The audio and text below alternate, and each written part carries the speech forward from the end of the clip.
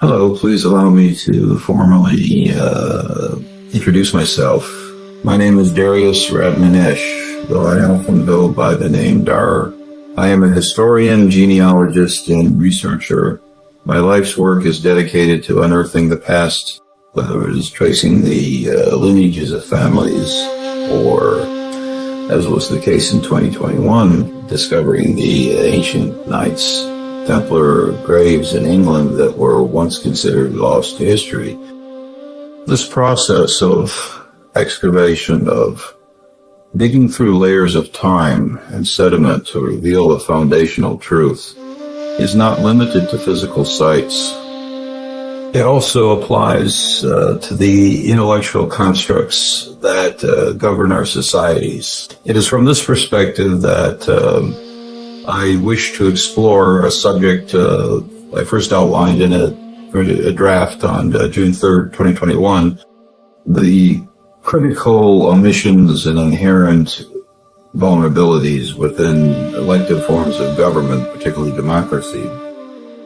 The democratic construct in its various forms is often lauded as the ultimate ideal in governance, the pinnacle of political evolution.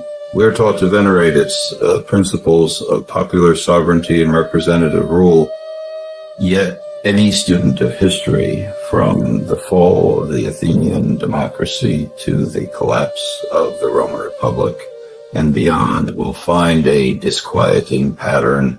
Democracies consistently devolve into centralized powers plagued by institutional corruption and the abuse of authority. This persistent historical echo begs a profound question.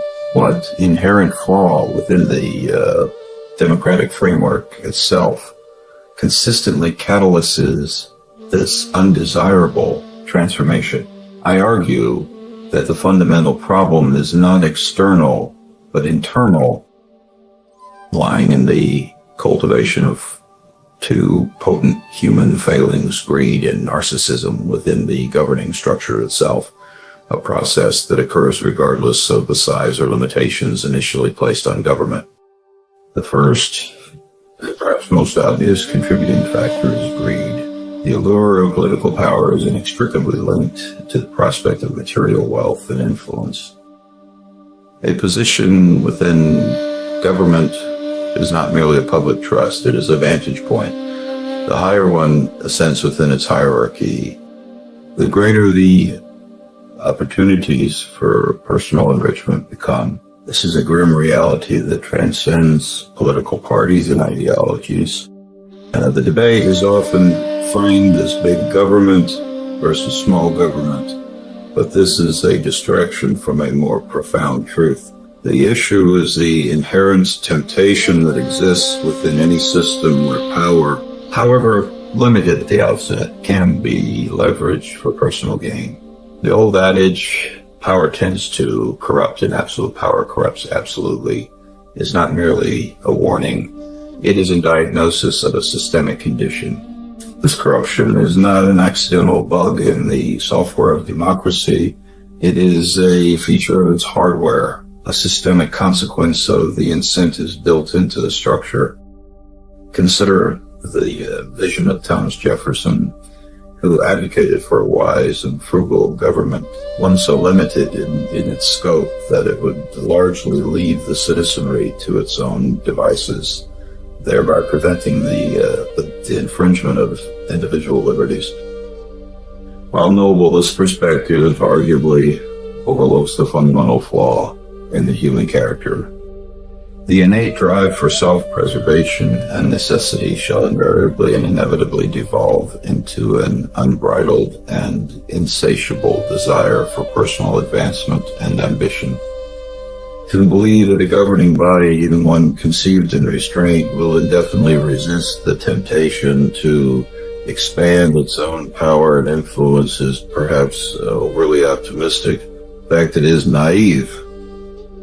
The institution, populated by fallible humans, will almost always follow the path of least resistance toward greater control, using the very mechanisms designed to constrain it as tools for its own aggrandizement. Furthermore, the ingrained notion that elected governance is inherently and morally superior to inherited power, such as in a monarchy, warrants rigorous scrutiny. As I emphasized in my original June 3rd, 2021 draft, tyranny and despotism may just as easily be elected into power as born into it. To drive this point home, one need only look to the historically attested fact of Adolf Hitler's rise. He did not stage a traditional coup. He was appointed chancellor through a fraught but ultimately democratic process, his party having secured a plurality of seats. The ballot box, it turns out, is not an infallible safeguard or a sacred covenant against tyranny. It can be its very vehicle. This leads to a radical but logical line of inquiry. If the paramount question is how best to prevent tyranny from taking root in society, then perhaps our focus should not be solely on comparing forms of government, but on interrogating the very existence of the institution of the state itself. If the ultimate goal is the prevention of arbitrary despotism, one must then consider the not anarchist but rational proposition, the potential abolition of the state altogether. However, acknowledging the deeply entrenched and perhaps necessary nature of the state in complex modern societies, it remains imperative to understand the unique vulnerabilities of its various forms. In this context, elected governance, despite its perceived advantages, proves particularly susceptible to a more insidious form of manipulation. As Vladimir Lenin astutely, if cynically, observed, democracy is indispensable to socialism. We can extrapolate a broader principle from the very nature of democratic systems being inherently influenced and directed by public opinion. It is uniquely vulnerable to coercion, deception, and misdirection. Democracies can suffer from a chronic short-termism where decisions are driven by electoral cycles, short-sighted whims, and popular hysteria rather than long-term wisdom. This creates an environment ripe for exploitation by demagogues and ideologues who master the art of manipulating the masses to consolidate their own power, all under the legitimizing cloak of popular consent. Beyond the corrosive influence of greed, the second critical flaw lies in the unbridled narcissism that can permeate the highest echelons of elected office. A democratic system is designed to select individuals for their perceived abilities, intelligence, and resourcefulness. They are subsequently elevated to positions of immense authority and prestige through the electoral process. However, this very elevation can breed a dangerous resentment. Individuals who perceive themselves as possessing superior intellect, cunning, or vision may slowly grow to resent the fact that they are ultimately accountable to an electorate they may consider less informed, less capable, or less sophisticated than themselves. This inherent and inevitable tension creates a toxic environment where elected officials become susceptible to believing they are above the rules they create. They become convinced that their superior understanding justifies using state power to further their own agendas and ideological whims.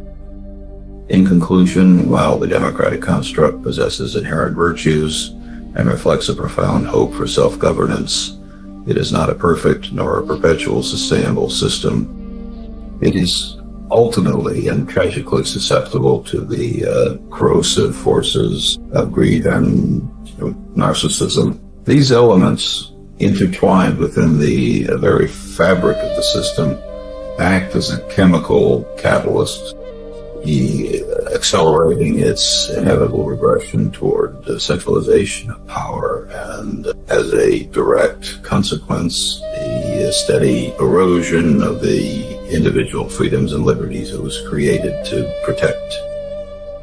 Recognizing these flaws is not an argument for despotism. It is the first and most crucial step in developing effective strategies to mitigate their impact.